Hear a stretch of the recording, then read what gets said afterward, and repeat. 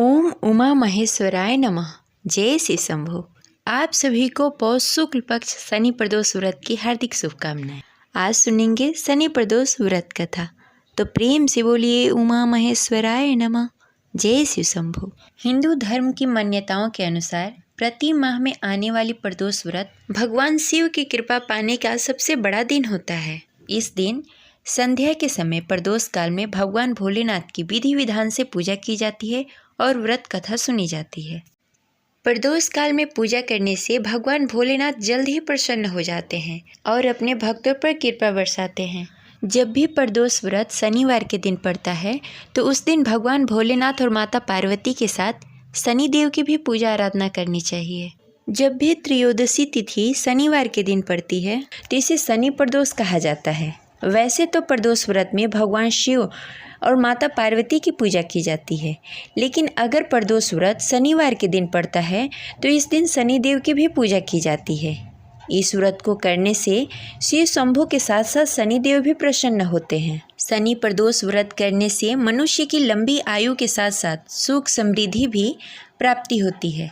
मान्यता है कि इस व्रत को करने से व्यक्ति के सभी दुख दूर हो जाते हैं और अंत में सुखों को भोगकर मोक्ष प्राप्त करता है। प्रदोष के दिन यदि आप पारद शिवलिंग की पूजा अर्चना करते हैं तो जीवन में सुख शांति और सौभाग्य की प्राप्ति होती है। पारद शिवलिंग और पार्थिव शिवलिंग दोनों अलग अलग होते हैं, इसलिए इस पे विशेष ध्यान दीजिए।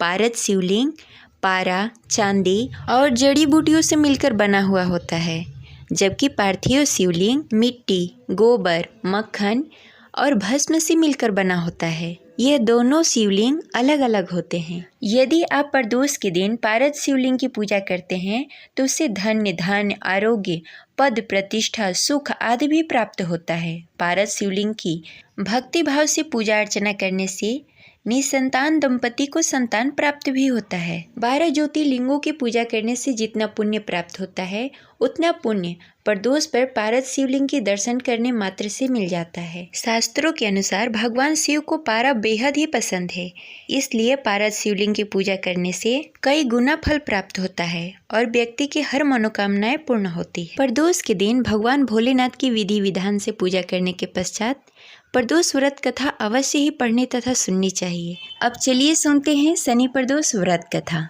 प्रेम से बोलिए गौरी पुत्र गणेश की जय, शिव जी माता पार्वती की जय।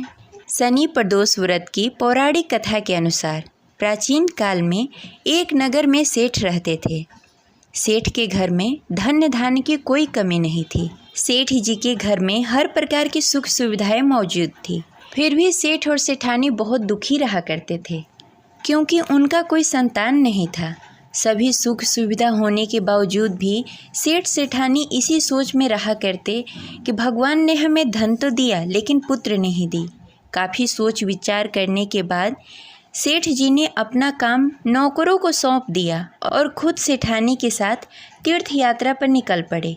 अपने नगर से बाहर निकलने पर उन्हें एक साधु मिले जो ध्यान मग्न बैठे हुए थे। सेठ जी ने सोचा क्यों न साधु जी से आशीर्वाद लेकर आगे की यात्रा की जाए। सेठ और सेठानी साधु जी के निकट बैठ गए। उस समय साधु जी ध्यान मग्न थे। बहुत देर बीतने के बाद जब साधु जी ने अपनी आंखें खोली तो उन्हें ज्ञात हुआ कि सेठ और सेठानी काफ़ी समय से आशीर्वाद प्राप्त करने के लिए बैठे हुए हैं। साधु ने सेठ और सेठानी से कहा, मैं तुम्हारा दुख जानता हूँ, तुम शनि प्रदोष व्रत करो, इससे तुम्हें संतान सुख प्राप्त होगा।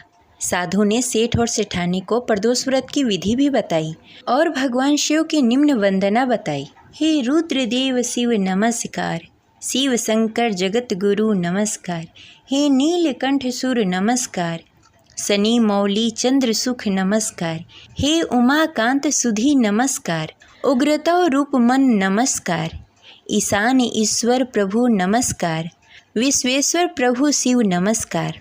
साधु ने इस वंदना को बताते हुए कहा कि अगर तुम दोनों इस वंदना का पाठ करोगे तुम्हें पुत्र रत्न अवश्य प्राप्त होगा। सेठ और सेठानी दोनों साधु से आशीर्वाद लेकर तीर्थ यात्रा के लिए आगे चल पड़े। तीर्थ यात्रा से लौटने के बाद सेठ और सेठानी ने मिलकर शनि प्रदोष व्रत किया। जिसके प्रभाव से उनके घर में एक सुंदर पुत्र का जन्म हुआ और खुशियों से उनका जीवन भर गया। इस प्रकार शनि प्रदोष कथा संपन्न हुई। प्रेम से बोलिए गौरी पुत्र गणेश की जय। हर हर महादेव। अगर आपको कथा अच्छी लगी हो तो इस वीडियो को लाइक करके कमेंट में हर हर महादेव अवश्य लिखें। मिलते हैं नेक्स्ट वीडियो में, तब तक के लिए हर हर महादेव।